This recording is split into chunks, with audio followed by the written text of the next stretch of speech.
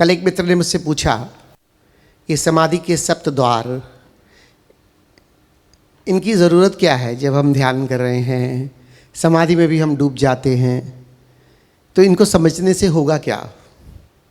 Yesterday one of my friend asked me that you are talking about 7 portals or 7 doors of the samadhi.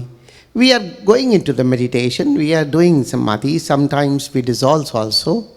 So where is the need to understand all these things?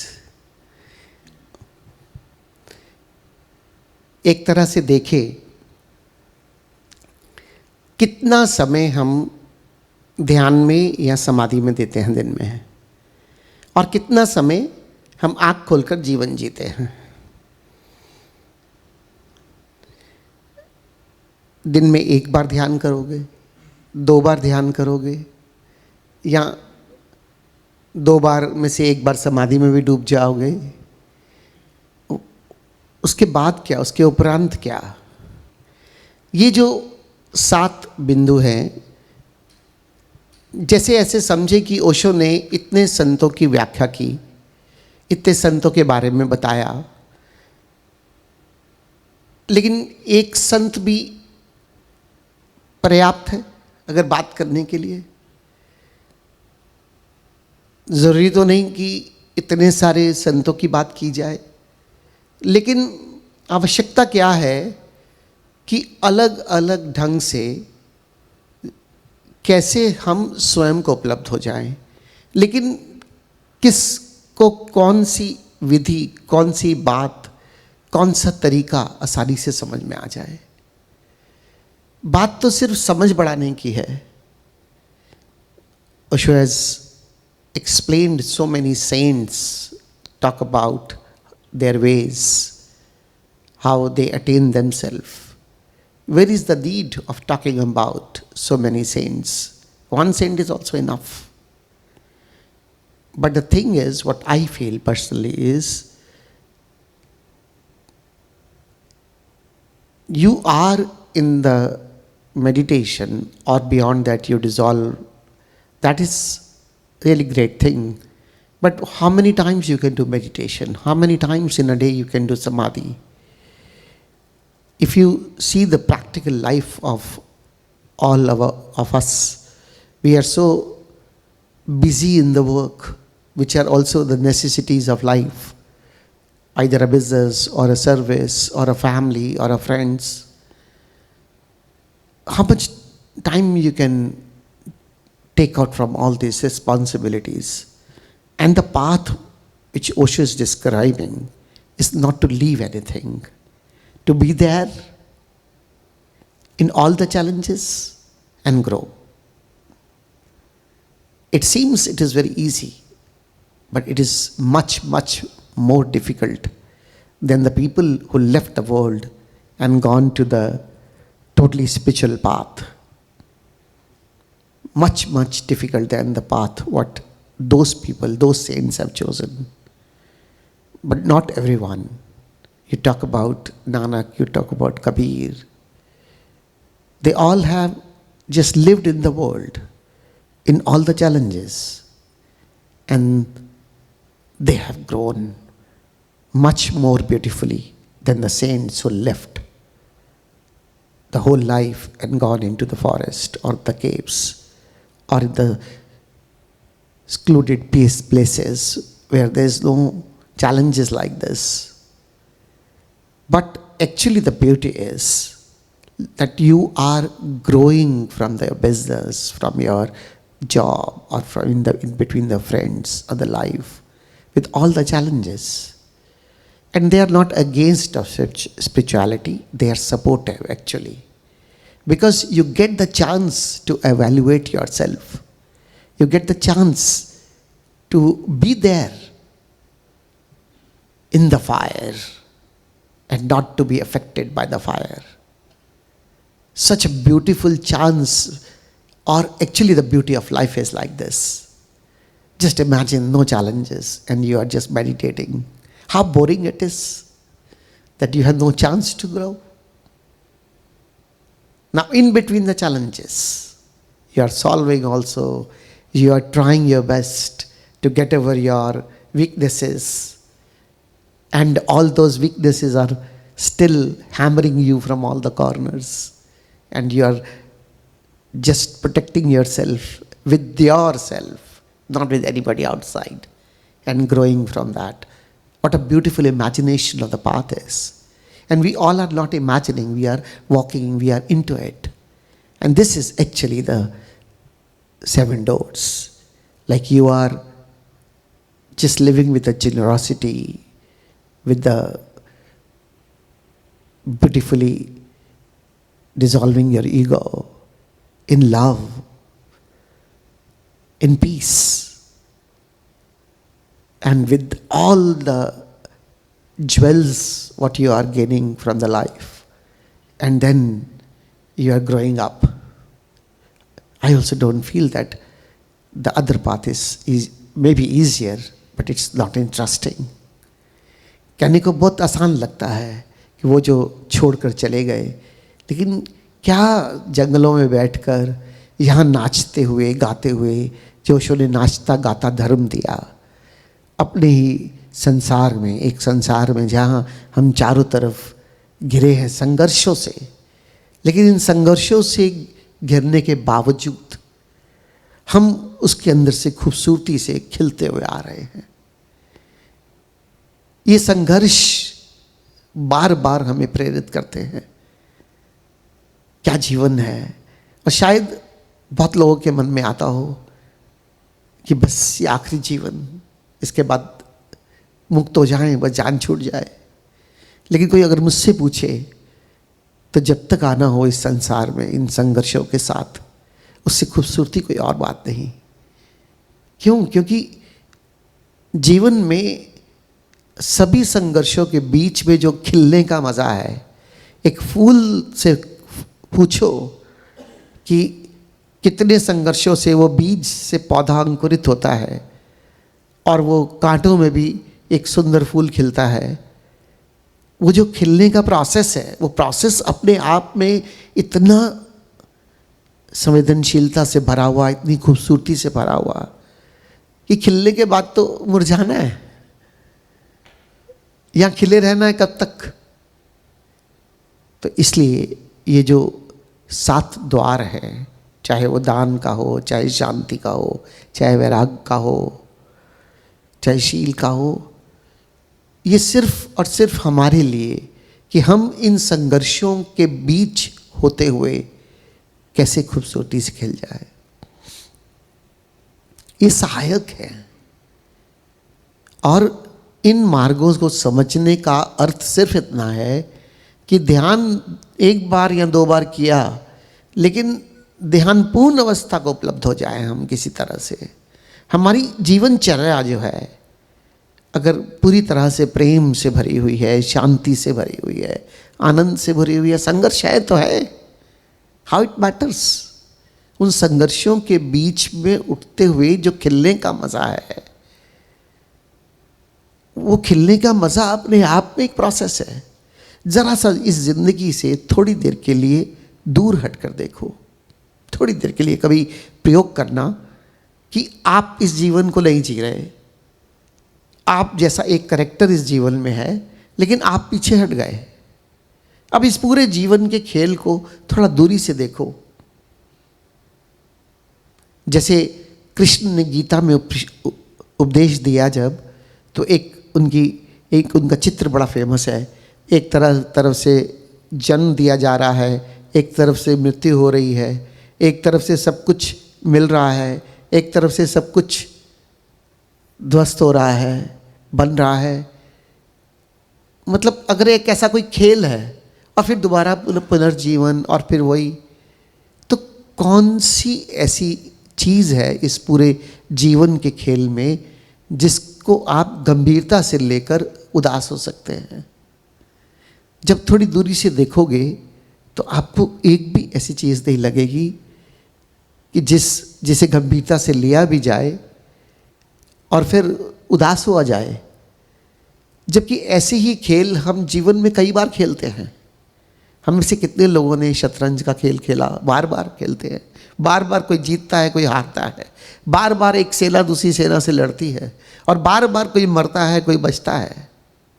लेकिन कभी आप उदास हुए? सांप सीढ़ी का खेल खेलते थे बचपन में, सांप डसता था, नीचे आ जाते थे, फिर बन के चलते हैं, फिर कुछ कदम चलते थे।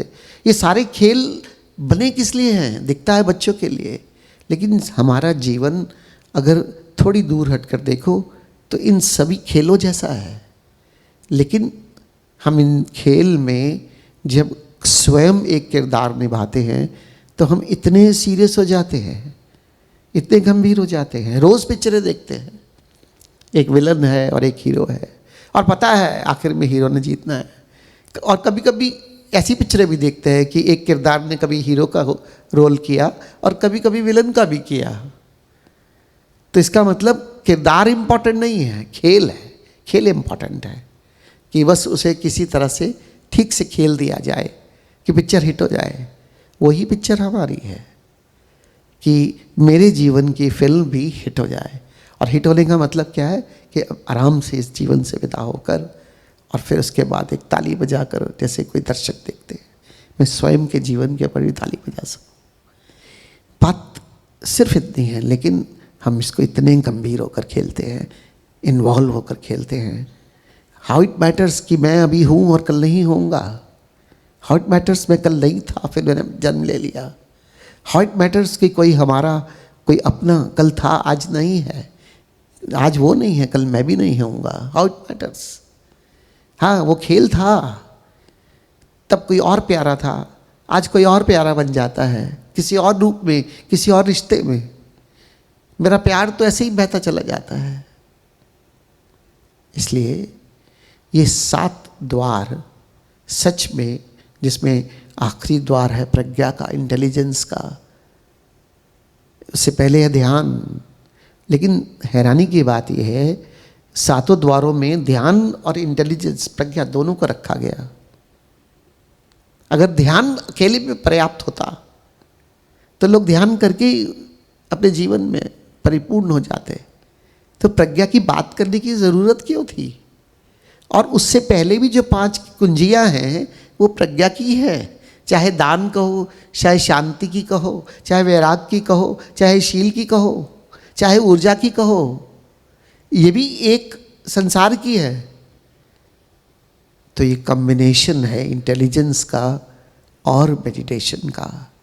जिस कॉम्बिनेशन, जिस समन्वय को समझते हुए हम आसानी से उस समाधि में प्रवेश करते हैं जो आत्मबोध है, जो स्वयं को जानना है, जो स्वयं को पाना है, जहाँ खुद खुदा हो जाना है, उसको तब समझते हैं। और उससे पहले कभी नहीं। ध्यान करते हुए एक्सीडेंटली कभी मैं खुदा हूँ इसका अनुभव हो सकता है, लेकिन उसे पूर्ण मत मानना, क्योंकि जब तक प्रज्ञा की पराकाष्ठा नहीं छू लो, जिस प्रज्ञा की पराकाष्ठा से जो घटित हुआ है, उस घटित हुए को अपने जीवन का हिस्सा ना बना लो, तब तक पूर्ण नहीं है। कितने ही लोगों ने क्या क्या अनुभव किए इस दुनिया में, कुछ को तो मैं भी जानता हूं, लेकिन प्रज्ञा की पराकाष्ठा अहंकार से भरी थी तो कुछ नहीं हुआ। इसलिए इंटेलिजेंस कहो, प्रज्ञा कहो, वो प्रज्ञा फलित हुई है अहंकार के बाद, अहंकार को छोड़ने के बाद, अहंकार के विसर्जन के बाद। अन्यथा कहानी अधूरी है, और अधूरी कहानी का कोई मूल्य नहीं। जिसे कलोशो कह रहे थे, ऐसा नहीं है कि तुम जाग गए, आधे जागे, नहीं, जागोगे तो पूर्ण जागोगे, नहीं तो जागना नहीं होगा। इसलिए ठीक से समझ लो ये 7 द्वार, और इन द्वारों को जीवन का हिस्सा बना लो, ताकि पूर्णता से जो खिलने का मज़ा है उसे ले सको। The life is full of challenges, full of adventures, and growing from this adventure is actually the life. You can attain meditation, state of meditation, you can attain even sometimes state of samadhi also, but don't consider it complete unless these 7 qualities of the life you absorb in yourself. That's the completeness. So completeness is not related only up to the samadhi or the meditation. Completeness is these 7 doors when you just have all the qualities. You talk about generosity, you talk about peace, you talk about aloneness, you talk about meditation, you talk about your intelligence to know everything. You have to attain all the things. And once the combination of the meditation or the samadhi with all the qualities, then only the completeness of life, the flowering, actual flowering means something. If you have attained the state of meditation after some technique, even after that you dissolve and you attain the samadhi or the glimpses of the enlightenment, doesn't mean anything. Because the completeness means completeness. And the completeness means the spiritual journey, when you say that the actual flowering has happened, that contains all the roots, all the foundations, all the growing process. And these 7 doors of the samadhi is just like a foundation, it's just the roots of the flower. Accidentally, sometimes you feel that the flowering has happened. It seems like this is a flower, but no, that is not truth. The flowering actually means with the roots, strong holding, and that's the real transformation. And these 7 doors are the way of the transformation of the life, so that you can flower your being on the whole completely. And then the fragrance of the flower, you don't have to do anything. It is around you, all around you. And you enjoy the fragrance. And this is actually the meaning of these 7 doors. To have a strong foundation of the spirituality. Have a strong foundation of the inner journey. And with that, when you attain yourself, that is the completeness. And we are keep in learning process to make it more happen, more beautiful, more beautiful. So dear friends, don't underestimate these 7 doors. Maybe you are having great experiences in the state of samadhi or state of meditation, but don't underestimate these 7 points, because sometimes it's opposite. Your flowering seems with the technique that the flowering has happened, but you want to have the strong connection on the roots so that this flower may not blow away from the winds of these challenges or adventures. In Isavasya Upanishad, Osho has explaining this beautifully, that sometimes the flowering of enlightenment happened, but this is a small plant which has just come out from the seed, but you have to cultivate it. You have to put some fertilizers, you have to continuously giving the watering so that it can have the strong connection, so that the blow of the challenges should not take it away. The blow of challenges of life. Don't expect the blow will not be there, but you have to be strong enough that nothing can happen to you, neither inside, neither around you, that you are in the same fragrance of the blissfulness, of the peace, of the lovingness. No matter what is happening around you, just be a witnessing consciousness and let it pass away. And this is actual beauty of life. और जो असल खिलना है, ईशावासी उपनिषद में कहते हैं कि एक पौधा जो अभी भी अंकुरित हुआ है, अगर कभी ऐसा अनुभव हो भी जाए तो उसे पूरी तरह से खाद पानी देना, कि संसार की तेज हवाएं उसे उखाड़ कर ना फेंकते हैं। इसलिए जितनी गहराई से हर पल जागरूकता के साथ हम अपनी जड़ें मजबूत करते चले जाएंगे, उतनी ही सुवास और तेजी से चारों ओर फैलने की, क्योंकि पौधा ज़मीन से ही पानी लेकर, अपने जीवन को लेकर खिलता है और उसी से खुशबू फैलती है जो चारों ओर फैल जाती है।